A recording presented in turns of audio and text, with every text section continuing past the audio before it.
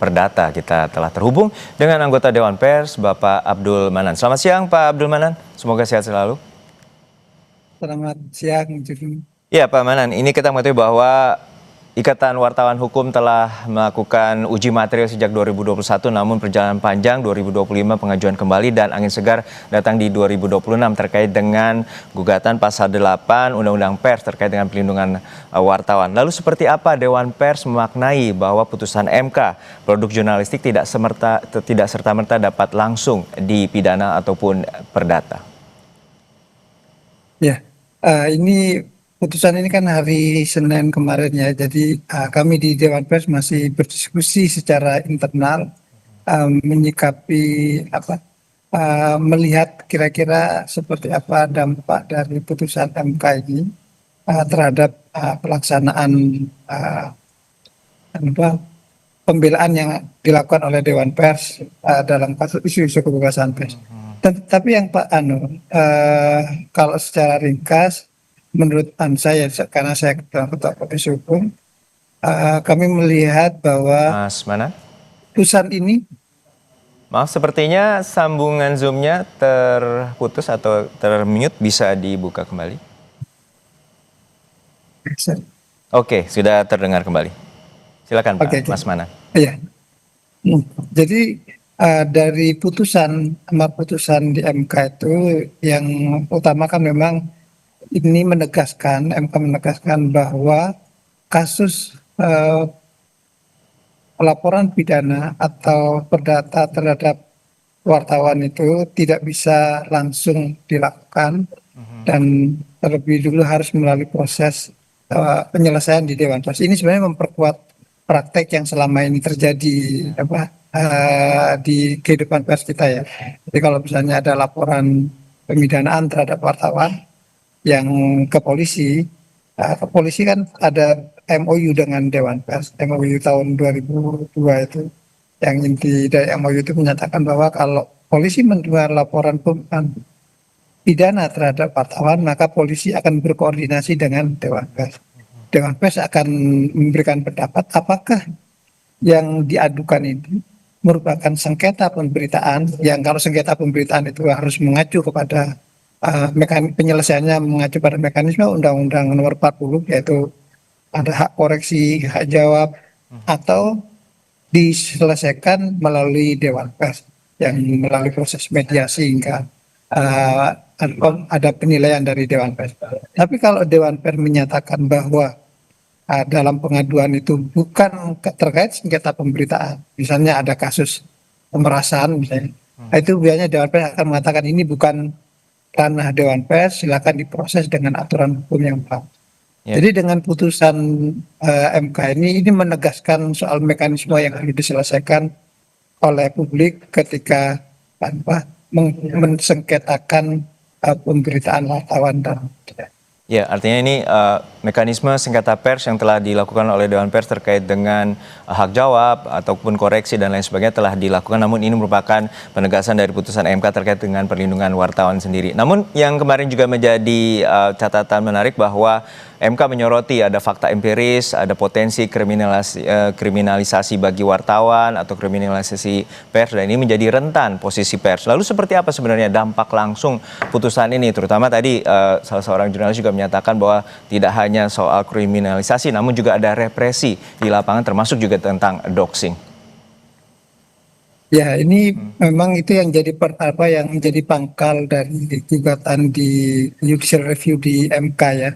Bahwa teman-teman di IWAKU mendalilkan bahwa pasal 8 Undang-Undang Pers itu belum cukup melindungi wartawan dalam menjalankan profesinya. Artinya masih ada kasus pemidanaan dan ada gugatan perdata, dan Dewan Pers kan juga memberikan, karena menjadi pihak di dalam kasus ini, kan juga memberikan kesaksian bahwa ya memang dalam praktek ada kasus pemidanaan itu yang setidaknya dalam 5 tahun ini kan setidaknya ada 3 wartawan yang dipidana ya dengan Undang-Undang ITE, dan gugatan perdata terhadap media juga masih terjadi. Dan ya mungkin teman-teman tahu lah ya, misalnya yang di Sulawesi Selatan tahun lalu itu kan menggugat media sampai 100 triliun coba.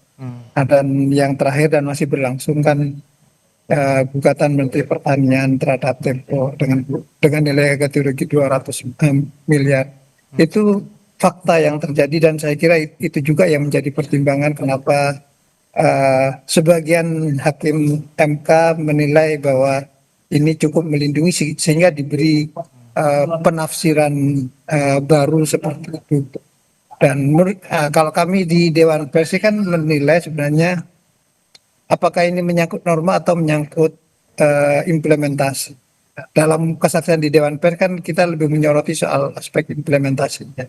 Karena kami sebenarnya menilai pasal 8 itu sudah cukup jelas bahwa wartawan dalam melaksanakan profesinya dilindungi oleh hukum.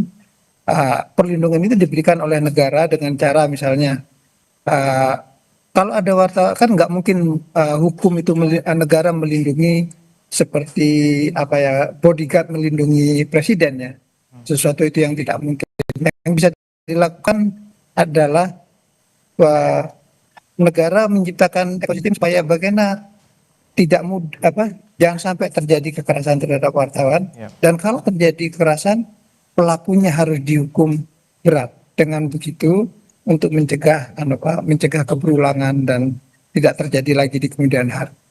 Jadi kayak memang pertanyaan apakah ini lebih ke soal norma atau karena implementasinya? Dan menurut saya memang lebih banyak karena implementasinya ya. Jadi kan ya masih ada kasus terjadi pemidanaan, ada gugatan perdata dan juga masih terjadi kasus kekerasan terhadap wartawan dan yang celakanya memang ada sebagian yang tidak diproses secara hukum.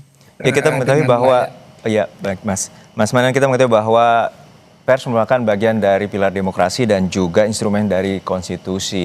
Dan ini juga ada kekhawatiran terutama publik yang belum mengetahui terkait dengan seperti apa sebenarnya putusan ini, apakah juga nanti ada potensi disalahgunakan oleh oknum media karena ini bisa jadi ini menjadi sebuah keistimewaan atau menjadi impunitas. Seperti apa Mas Manan menanggapi hal ini?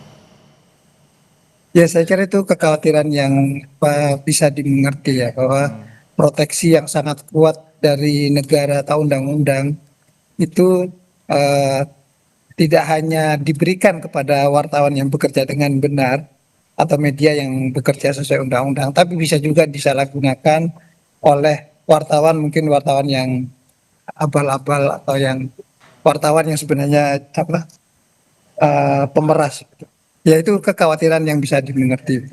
Dan saya kira memang kalau melihat putusan MK ini kan, kalau saya sih melihat MK ini kan berusaha memberikan ketegasan penegasan bahwa wartawan tidak boleh dipidana atau dibuat perdata tapi kan ada pengecualiannya. Jadi bukan tanpa bukan sepenuhnya dilindungi, karena di putusan itu kan menyebut soal bahwa itu ada bersyaratnya. Kalau misalnya kalau ada kemungkinan bahwa kasus perdata atau pidana itu terjadi kalau tidak tercapai kesepakatan dalam penyelesaian. Ini saya kira ini mungkin akan menjadi warning juga bagi wartawan dan juga bagi Dewan Pers dalam proses penyelesaian supaya ya kalau ada dispute dua pihak harus dicoba dicari penyelesaiannya supaya mencapai kata sepakat. Karena begitu tidak mencapai kata sepakat, kalau menurut frasa dari putusan ini kan bisa berpotensi jadi dalih untuk melaporkan secara pidana, menggugat secara perdata. Jadi ya meskipun menegaskan soal pentingnya penyelesaian sengketa pers melalui Dewan Pers, tapi putusan ini juga memberi sinyal bahwa bisa saja pidana atau perdata itu dilakukan jika sengketanya tidak mencapai kesepakatan. Saya kira ini jadi concern juga bagi Dewan Pers, makanya kami mengkaji kira-kira dengan frasa seperti ini, bagaimana dampaknya bagi penyelesaian kasus-kasus sengketa dan kira-kira apa yang bisa dilakukan Dewan Pers untuk meminimalisir sengketa dan menciptakan mekanisme supaya kalau ada dispute bisa diselesaikan supaya tidak berlanjut ke pidana atau ke gugatan perdata. Baik, ini menjadi angin segar bagi institusi pers bahwa untuk perlindungan terkait dengan adanya fakta empiris terkait dengan produk jurnalistik tidak dapat dipidana atau serta-merta dipidana ataupun dituntut perdata, dan ini menjadi sorotan juga dari MK adanya potensi kriminalisasi dan kerentanan terhadap pelindungan wartawan. Terima kasih sekali lagi atas perspektifnya anggota Dewan Pers Bapak Abdul Manan telah berbagi bersama kami di Kompas Siang. Sehat selalu Mas Manan.